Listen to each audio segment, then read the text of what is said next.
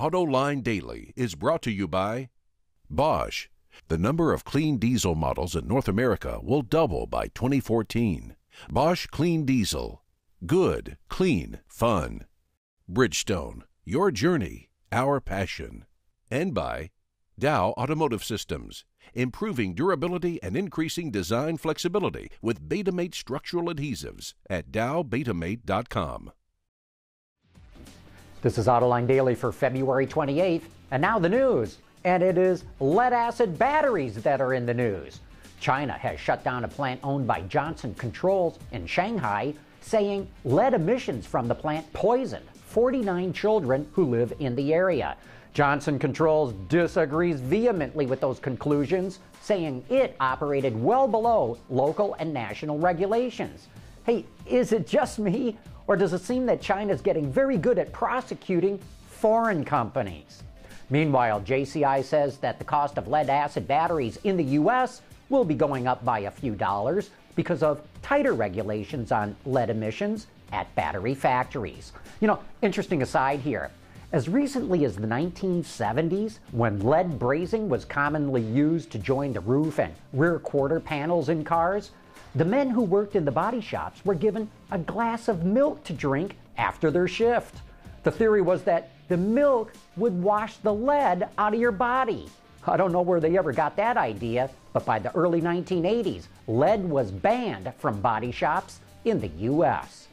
We've been following the heavy commercial truck market here at Autoline Daily because of the astounding growth that segment is going through. And it looks like the good news is only getting started. A study from the Boston Consulting Group says that the market for commercial trucks in the 3 to 5 ton gross vehicle weight category will be booming in the BRIC countries, Brazil, Russia, India, and China. There are roughly 5 million of those trucks sold worldwide today, and that's expected to jump to 6.8 million by the end of the decade. Holden, GM's Australian subsidiary, has just started production of an LPG-powered Commodore. Ward's Auto reports this large car has been extensively re-engineered to run on liquefied petroleum gas. In Australia, domestically produced LPG is 30% cheaper than gasoline. The LPG Commodore has a modified 3.6-liter V6 with a special fuel delivery system and a 12.2 to 1 compression ratio. And that's because LPG has a high octane rating. Output is 240 horsepower with 235 pound-feet of torque. Fuel economy on the Australian driving cycle works out to just under 20 miles per gallon, and that's about 11.8 liters per 100 kilometers. Fuel is contained in a 22.2-gallon aluminum tank, and that does not limit trunk space. The LPG option is about $3,700 US dollars, but buyers can apply for a $2,100 tax credit. You know, not only is LPG cheap, it has much less carbon in it than gasoline. Chrysler's Mopar brand is expanding into more and more markets. It just landed in China and the United Arab Emirates, and now it's got South America in its sights. The Motor Parts division just set up shop in Argentina and Brazil, stocking tens of thousands of fixins to support the company's Chrysler, Jeep, Dodge, and Ram brands that are there. A few weeks ago, we saw sketches. Now Kia released the photographs of its new flagship sedan. This rear-wheel drive K9 goes on sale in the Korean market in the first half of the year. But is Peter Schreier, Kia's top designer, taking the safe road?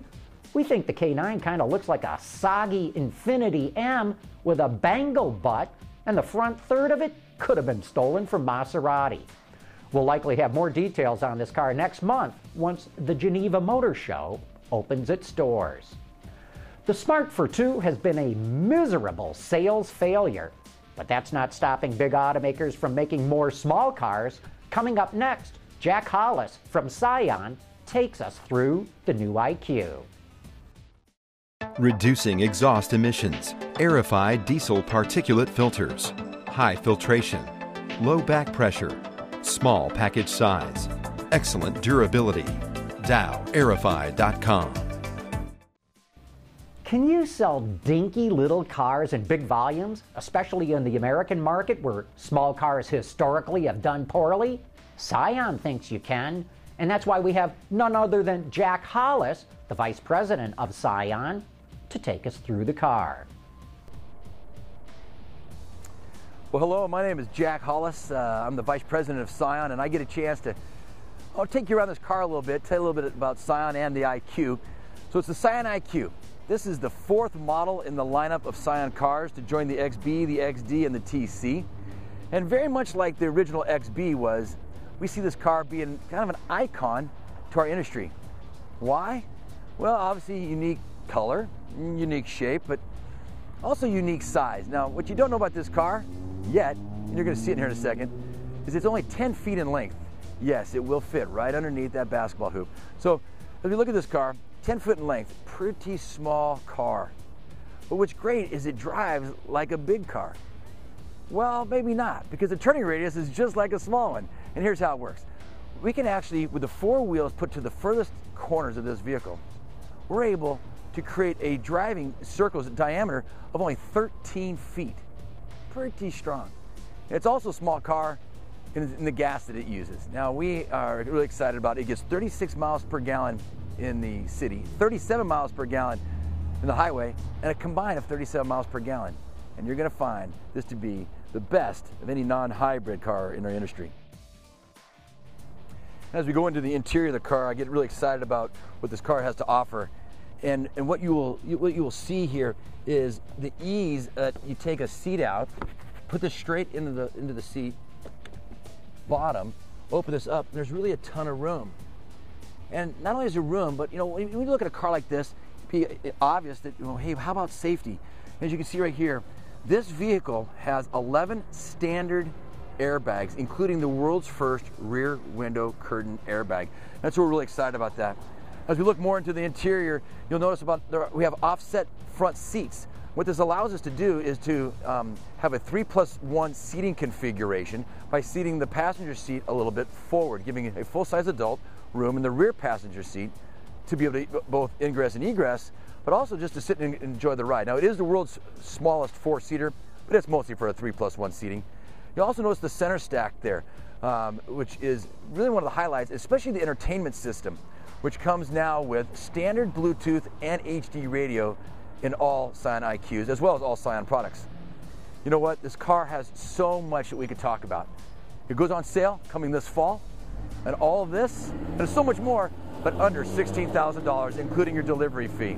It's really a fun car, an innovative car for the U.S., and we're really excited about providing it to everyone. Thanks. I liked everything about the IQ when I had a chance to test drive it, except its continuously variable transmission. I felt that took away from the driving pleasure, but other than that, I think the IQ is a good little car. And that wraps up today's report. Thanks for watching. We'll see you tomorrow.